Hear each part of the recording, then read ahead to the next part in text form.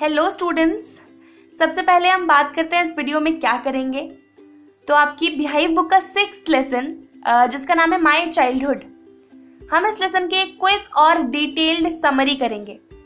Okay, so this lesson is about APJ Abdul Kalam. I hope आप सभी ने उनका नाम जरूर सुना होगा। वो एक ऊंडा लेवल के साइंटिस्ट होने के साथ साथ इंडिया के 14th प्रेसिडेंट भी थे। तो उनके बचपन के बारे में, उनकी अपब्रिंगिंग किस तरह से हुई, बचपन में किन चीजों ने उन्हें इन्फ्लुएंस किया, इन शॉर्ट हम उनके बचपन के बारे में सब कुछ पढ़ने जा रहे हैं।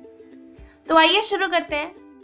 So the first thing is my childhood is an extract taken from the autobiography of APJ Abdul Kalam, wings of fire. APJ Abdul Kalam ji की एक ऑटोबायोग्राफी थी जिसका नाम था विंग्स ऑफ फायर।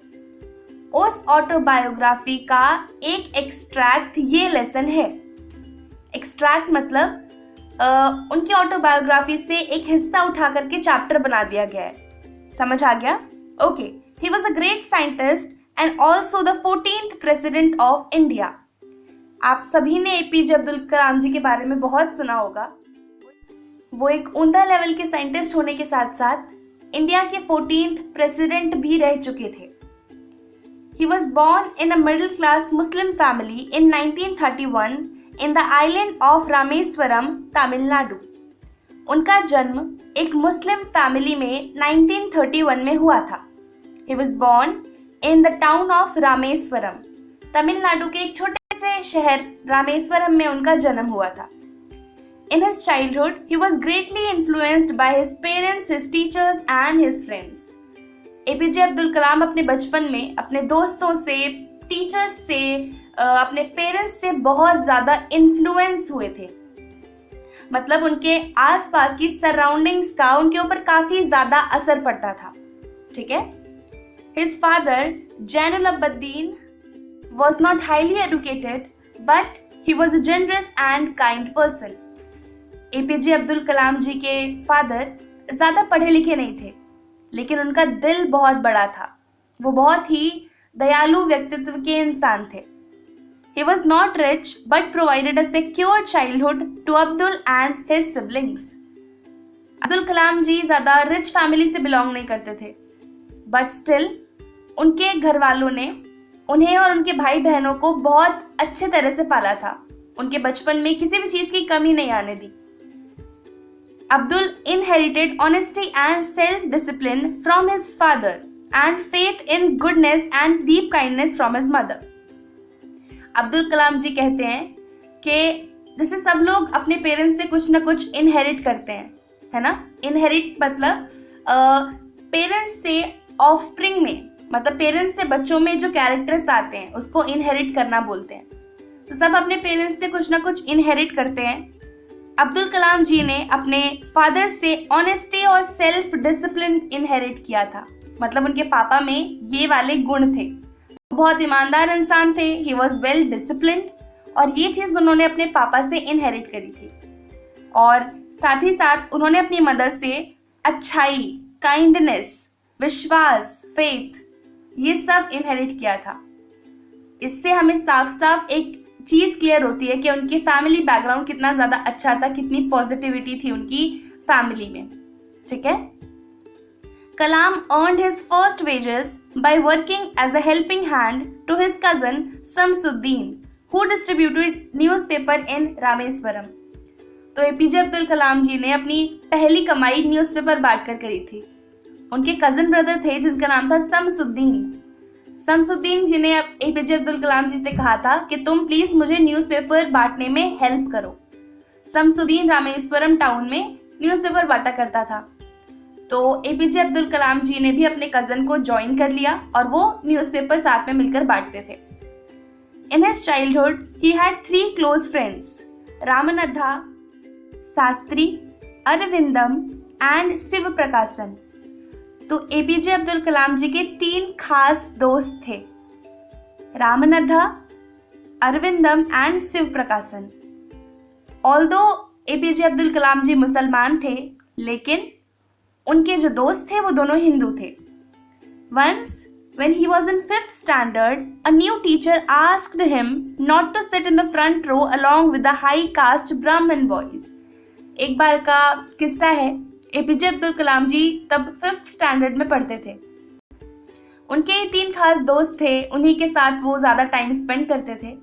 तो स्कूल में एपीजे अब्दुल कलाम जी अपने दोस्तों के साथ ही बैठते थे फ्रंट रो में। तो एक नया टीचर आया जो कि ब्राह्मण था। उन्होंने एपीजे अब्दुल कलाम जी को कहा कि तुम यहाँ से उठो और लास्ट रो में जाकर बैठ जाओ।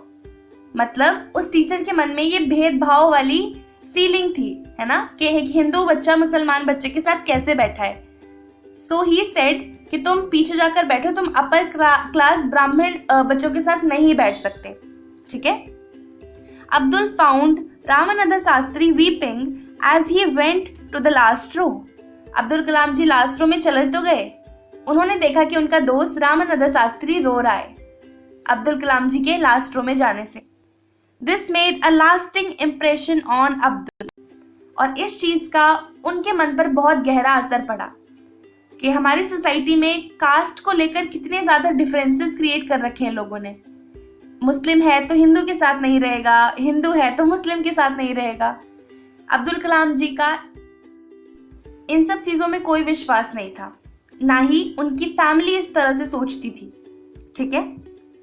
Abdul was also greatly influenced by his science teacher Shiv Subramanya Iyer. He learned the lesson of breaking social barriers from him.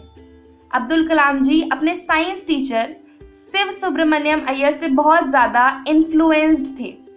उनके टीचर से उनकी बहुत अच्छी बॉन्डिंग थी, वो दोनों बैठकर घंटों बातें किया करते थे। ये जो सोशल बैरियर है कास्टिज्म का, हिंदू मुस्लिम सिख ईसाई, इन सब में उनके टीचर नहीं मानते थे। तो एपीजे अब्दुल कलाम भी इन सब चीजों को नहीं मानते थे। उन्होंने अपने टीचर से ही सीखा कि इन सोशल बैरियर्स को कैसे तोड़ा जाए, कैसे खत्म किया जाए। Iyer invited him to his home for a meal. तो उनके टीचर ने, उनके साइंस टीचर ने एपीजे अब्दुल कलाम जी को अपने घर पे खाने के लिए इनवाइट किया। उनके टीचर भी हिंदू थे, अब्दुल कलाम जी वाज मुस्लिम, ठीक है। His wife refused to serve food to a Muslim boy in her pure kitchen. Iyer ji की वाइफ ने साफ साफ इनकार कर दिया कि एक मुस्लिम बच्चे को अपने घर में किचन में मैं खाना बिल्कुल नहीं परोसूंगी, मेरा किचन प्योर है और यहाँ पर मुस्लिम्स अलाउड नहीं है। उसने साफ इनकार कर दिया। उनकी वाइफ थोड़ी सी कंजर्वेटिव सोच की थी, लेकिन अय्यर जी उनके दिमाग से ये चीज को निकालना चाहते थे। Iyer served him with his own hands and sat down beside him to eat his meal. Iyer ji ने एपीजे अब्दुल कलाम जी को खुद अपने हाथों से खाना परोसा और उनके बगल में ही खाना खाने के लिए बैठ गए। ये सब चीज को उनकी वाइफ देख रही थी। He convinced his wife to serve meal with her own hands and thus was successful in changing her conservative attitude. अगली बार अय्यर जी ने फिर से एपीजे अब्दुल कलाम जी को अपने घर पे खाने के लिए इनवाइट किया। एपीजे अब्दुल कलाम जी थोड़ा झिझक गए कि नहीं, लास्ट टाइम आपकी वाइफ को अच्छा नहीं लगा था ये चीज। तो अय्यर जी ने कहा कि अगर तुम्हें कुछ चेंज करना है तो लोगों के ऑपोजिशन को सहना पड़ेगा, बट स्टिल तुम अपने काम को करते रहो और एक ना एक दिन तुम सफल जरूर हो जाओगे। अय्यर जी को अपनी वाइफ की कंजर्वेटिव सोच को ठीक करना था, इसलिए उन्होंने अब्दुल कलाम जी से कहा कि कोई बात नहीं, टाइम लगेगा थोड़ा, बट हम साथ में उसकी इस सोच को बदल देंगे, तुम आना शाम को मेरे घर खाने पे, कोई इशू नहीं है। एपीजे अब्दुल कलाम जी अय्यर जी के घर पे रात को खाने को गए। तब उन्होंने देखा कि उनकी वाइफ खुद अपने हाथों से अपने किचन में, जो पहले अब्दुल कलाम जी को जहां पर बैठने की अनुमति नहीं थी, तो उनकी वाइफ ने अब्दुल कलाम जी को किचन में बैठकर ही खाना खिलाया। तो फाइनली उन लोगों की इस चीज पर जीत हो गई। एटलीस्ट उनके घर में लोगों के दिमाग से ये कंजर्वेटिव वाली सोच हट गई, ठीक है। For higher education Abdul Kalam sought permission from his father to leave Rameswaram and study at district headquarters in Ramanathapuram.